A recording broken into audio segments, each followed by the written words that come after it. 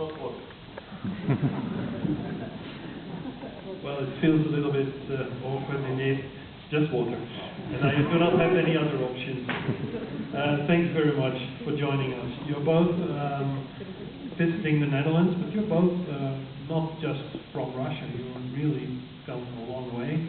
Pavel Chikov, you're from Kazan, and Ilya, you are from Moscow, of course, but originally from, well, you are here on the Mendel. You're in the Duma on the Novosibirsk Mendel. I would like to start with you, Ilya. We were having dinner just before this meeting, and you said that you visited the Hermitage Museum, and that you wrote a special message for President Putin in the cat book of the museum. So I would like to ask you, can you share that with the audience? Oh, that's right. I decided to make a small act of sabotage. Because you know that there is a guest book, and you are supposed to write next to the previous one, but usually when it's such a guest of honor, they usually start from a new blank sheet. So I took the blank sheet which was before on the left side. I wrote a long letter, half in Russian, half in English. And so I said that the exposition is extremely important because it shows how Peter I actually learned from the West. And I said that it's very important for Russian leaders who want to be the great to follow the example of Peter I. Maybe just to get to know you a little bit better, you are a member of the Russian Duma. You are also very well known for your participation in street protests. And, well, you are representing a party called the Just Russia. Could you explain something about your political position and your role in the opposition? Okay, so my party is Social Democratic Party. We are a member of Socialist International, so we are allied in the European Parliament with the Progressive Alliance of Social Democrats, and have the same alliances in many different countries, and Labour Party is our counterpart in Netherlands. I myself, my personal political position, a little bit more radical than average of my party, and a little bit further to the left. I am one of founders of so-called Left Front Coalition, which is a coalition of different leftists, from the very radical Trotskyist groups up to very moderate left liberal type groups. And basically my party is something of the same type, but the people who want to be not just on the streets, but who want to be what we call constructive opposition, who want to influence decisions which are being made in power, but through the participation in the legal forms. And of course we have a lot of ongoing debates within the party, how we actually see the street protest that has started in December 2011.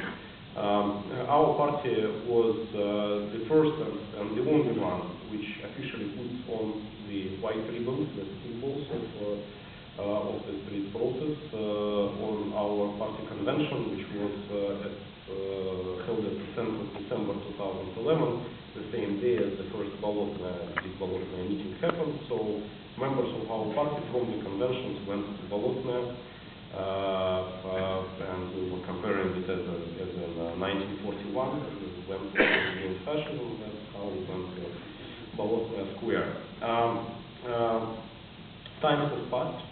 And we several times were portrayed as heroes by the white movement, several times vice versa as traitors. You know, it's like it's always changing with public opinion. Now we are in the phase of traitors because we recently expelled two active participants in white ribbon movement, my close friends, Dmitry and Gennady Gudkov from the party. I don't support this decision at all, and I decided that I would put a fight with my friends against this decision on the next party convention. But That's the result of the debate how we generally see the process and the opposition. And I'm sorry that I'm answering for such a long fashion, but I will finish with this. The opposition movement that you saw in the video, which started in December 2011, originally had started nationwide. And it was not only in Moscow, it was in the main cities and in smaller remote towns. Say in my Novosibirsk there was very big protest, and even if we take, say, the percentage of people who went on the streets and the percentage of the population of the city, it was bigger than in Moscow. Generally the process in Russia is very leftist alliance, and it usually has a social nature, because all the sociological surveys, all the polls show that if Russians are being asked what are your major problems in life, the first thing to come out would be wages, second would be prices, thirdly would be housing and utility bills and the quality of housing in general, then it would be education reform, then it would be Medicare. First thing which is associated with the political values and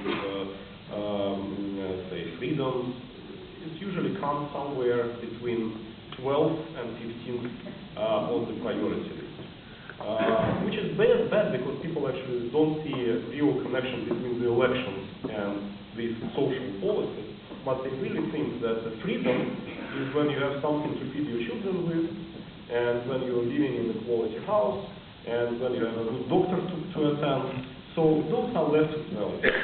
In Moscow, the situation was very much different, because all the money inside the country is coming to Moscow, and all the taxes, they are going to Moscow.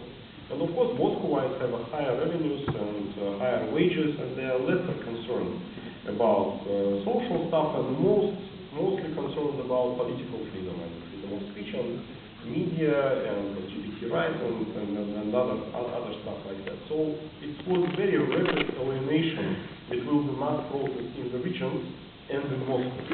And since our party is the leftist party, we were under attack from both sides. From the side of the government, which always said, like, you are against Putin, we are going to crush you, and from the side from our own constituents, which are saying that you are on the same street as neoliberals, which are actually responsible for the policies that are being implemented in Russia for the last 2 decades, and those are the people who introduced all the major reforms, and if you are with them, then you are not with us.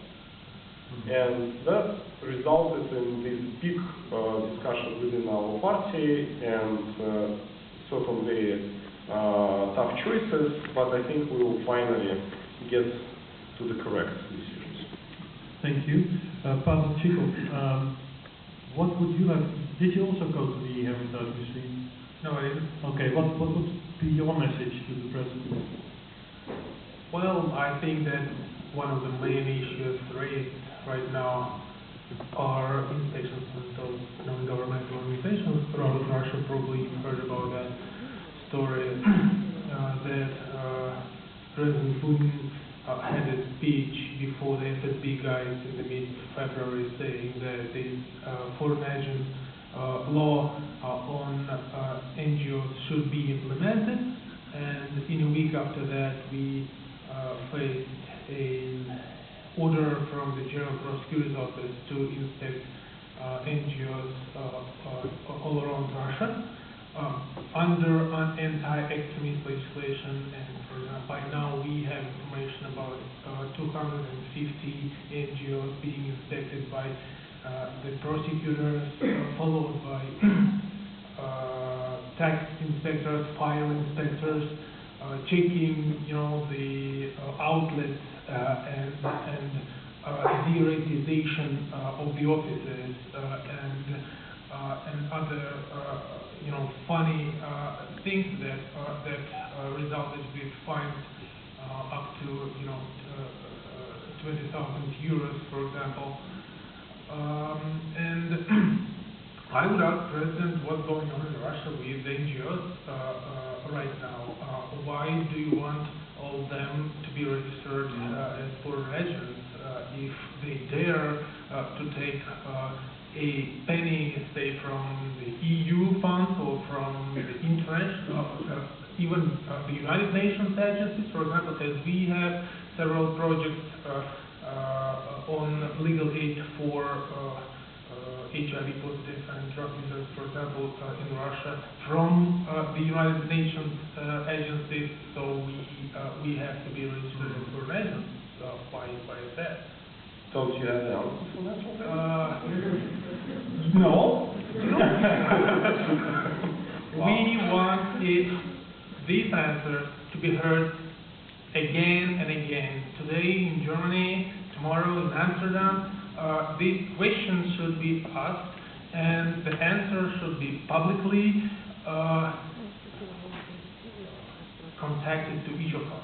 He thinks you have too much money already, 1 billion euros. This is this is a very good question because 2 days ago Putin said that he has this information from the financial intelligence service saying that during the last 4 months Russian NGOs got $1 billion from abroad. I mean, that cannot be true at all until you count as NGOs all government agencies, all government corporations, all these. That probably a financial intelligence services really count them like NGOs, but we actually don't. Yeah, because in Russia, to explain, in Russia, all the government agencies and state-owned corporations, they are formally registered as non-for-profit organizations. And in our case, NGO and non-for-profit is the same thing. So, of course, they are done for profit of particular individuals, but as an entity, they are non-for-profit. What does your NGO do? What does Agora do?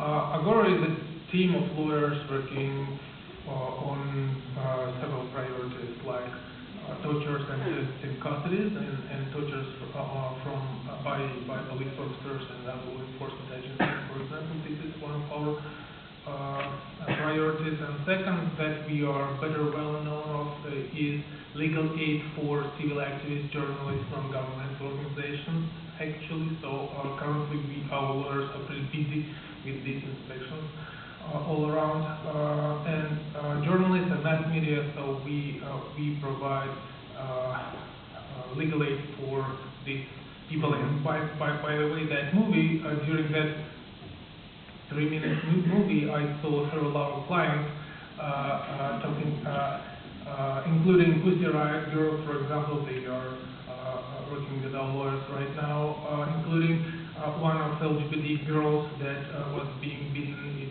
It's a journalist from Novaya Gazeta, and she is also our lawyer represents her in the criminal case, etc. So this is our business. How would you describe the situation in Russia regarding human rights? Bad. No, it's really bad, and it's getting worse and worse after President Putin came back into the presidential office last May. We already had the Pussy Riot case during that intermediary, because the decision that Putin counts was publicly announced on September 24, 2011.